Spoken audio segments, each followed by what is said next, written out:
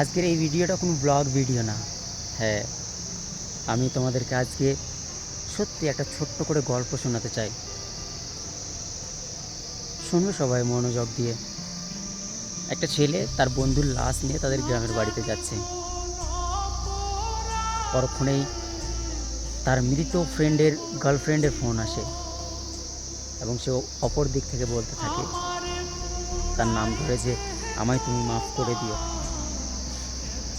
আমি তোমাকে কথা দিয়েছিলাম সারা জীবন আমি তোমার সাথে থাকবো, কিন্তু আর থাকা হলো না।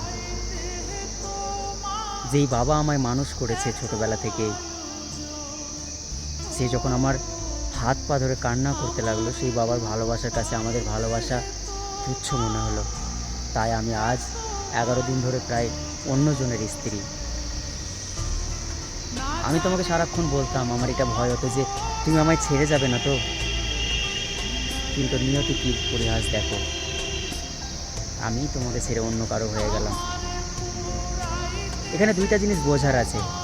আসলে মূলত এই কারণেই আমার ভিডিওটা বানানো, যে কিছু কিছু বোন বা কিছু কিছু ভাইয়েরা আছে, আমি তাদেরকে একটাই কথা বলবো যে যদি কারোর সাথে তোমার সম্পর্ক হয়ে যায়, হ্যাঁ সম্পর্ক হতেই পারে, তবে ভেবে চিন্তে সম্পর্কতে জড়িত হবে।